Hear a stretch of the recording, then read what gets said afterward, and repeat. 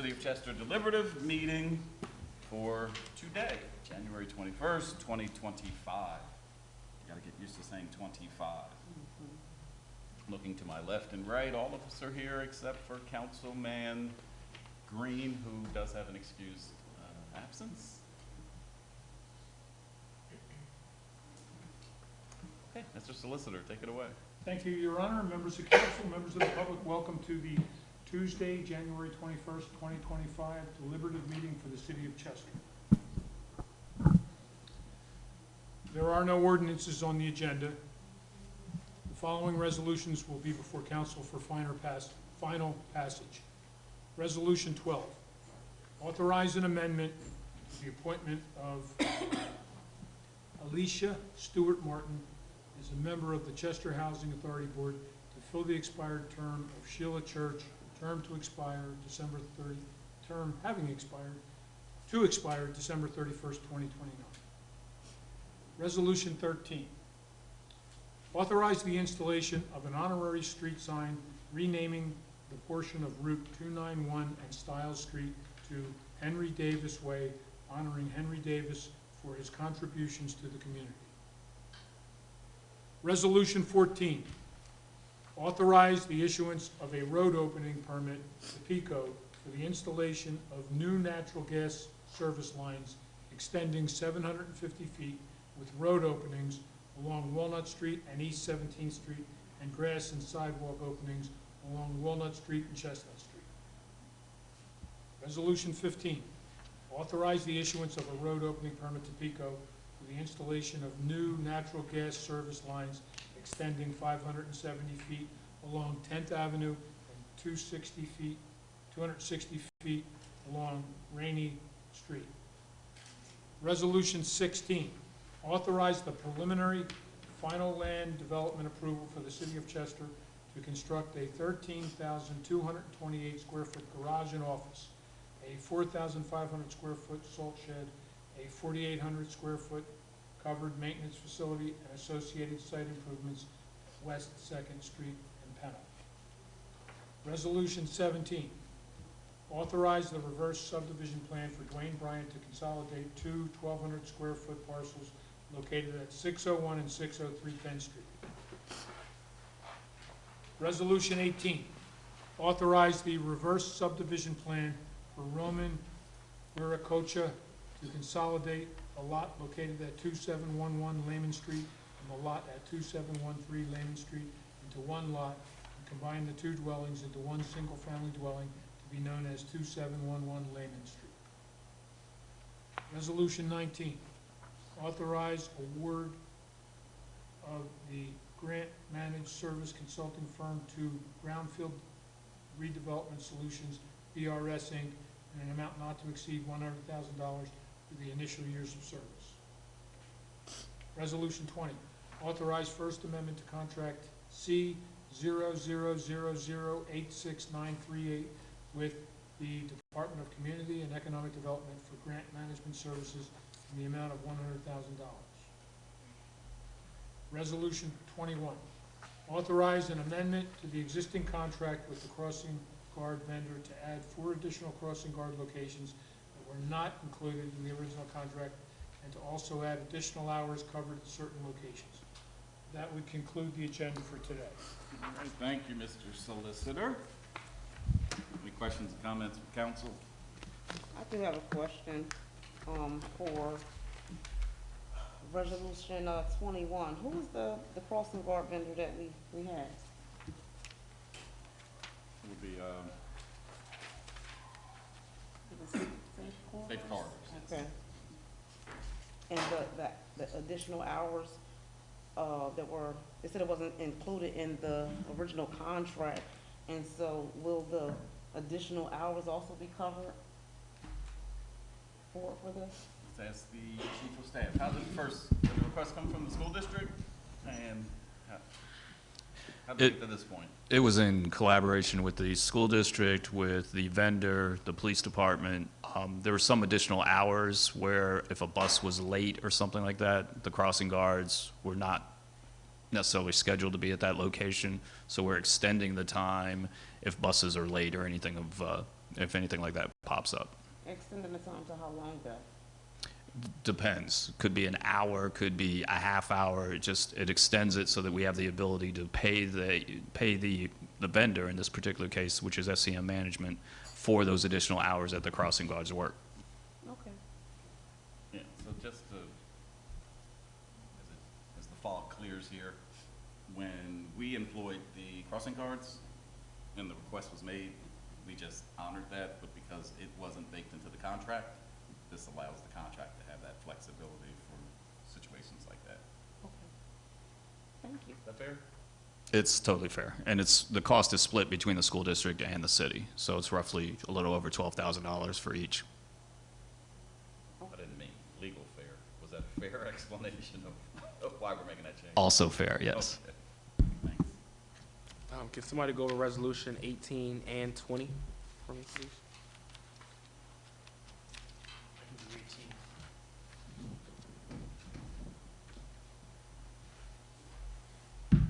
Good afternoon. Good afternoon. Resolution 18 is related to an existing, actually, it was a single family, two single families that were attached to create one single family. So they had to do reverse subdivision, which is basically a lot consolidation to turn it into one addressable location. If that Okay. makes sense. Will any major construction be going on to make that happen? No, Oh. no. Let's back up a little bit.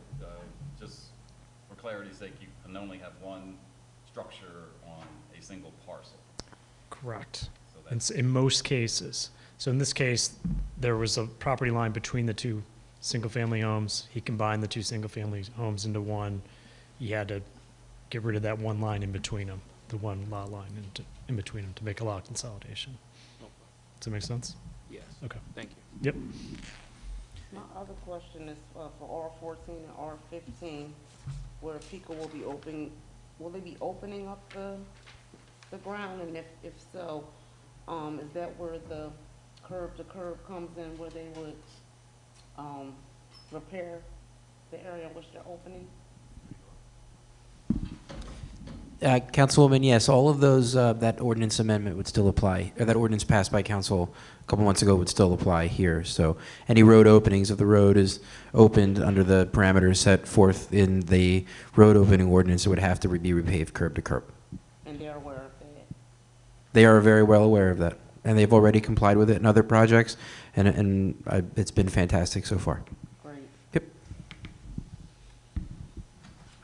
Councilman, you also asked with respect to R20. R20 is actually related to R19, which is the grant management services that we're awarding.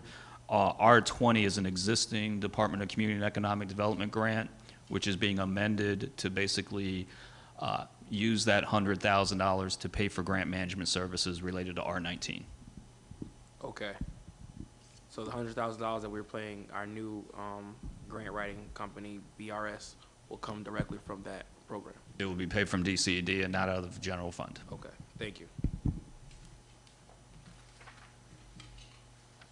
and I just want to make a request here on R13. It states that we're renaming the portion of Route 291 and Stiles Street. I would ask that we strike 291 and just say renaming a portion of Stiles Street.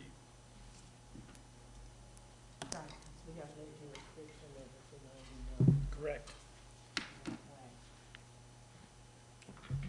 But the sign is going to be placed right on the corner of Stiles and 291, but I would much rather 291 not be included. We're just renaming a portion of Stiles Street.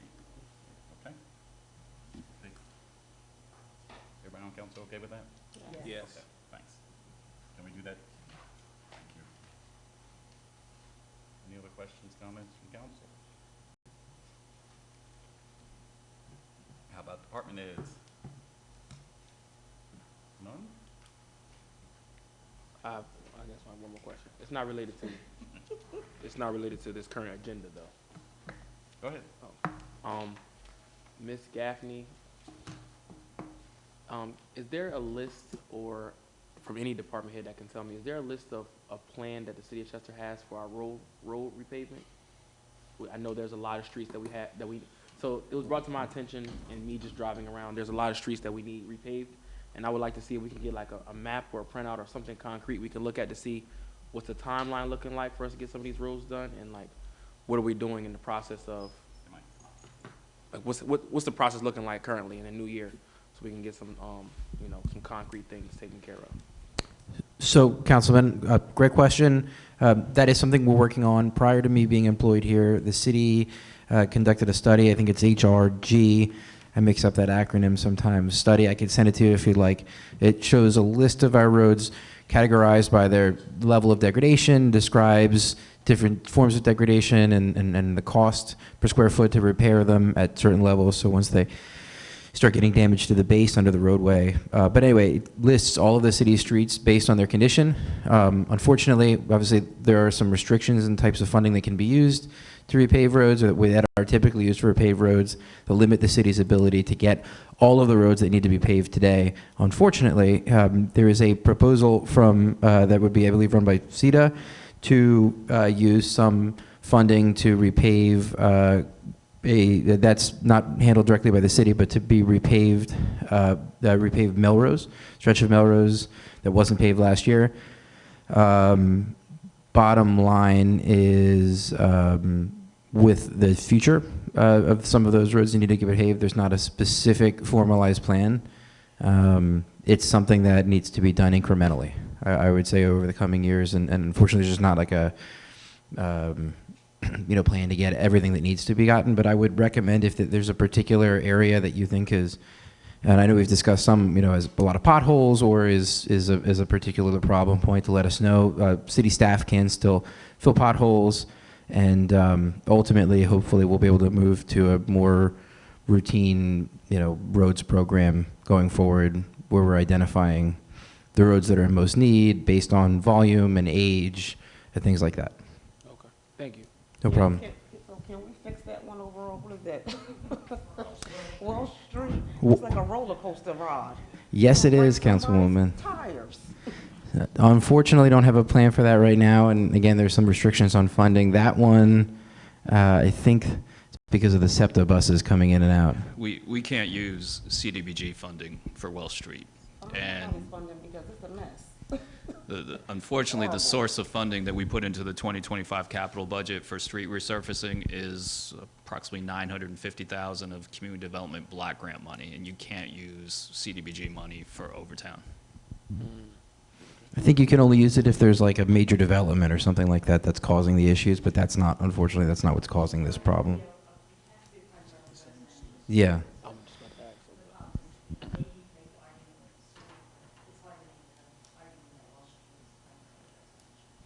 Right now, the only plan is there's a different process for it, but the plan is to just repave Melrose. So, is it south of 19th? Yeah, and a couple streets in Sun Village as well. Okay, when you get a chance, I would love to get a copy of that study. Absolutely, I'll send it to you today, Councilman. Thank you. No We'll problem. sit down and talk to some people in the finance department about the liquid fuels funds and see exactly how we can maneuver some of that money. Sure. To get some things done. Sure, I'd be glad to meet with you. If you want to take some time, I'll show you some of the stuff that we have, if you want to meet after this as well. Sounds All right? good. Yep, thank you. No problem. All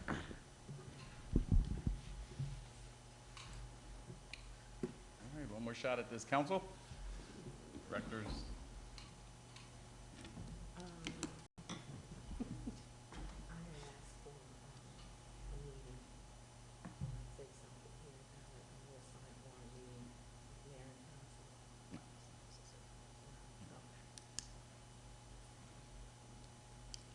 Can I get a motion to adjourn the meeting? So moved. Second. Meeting adjourned. Thank you. But. Did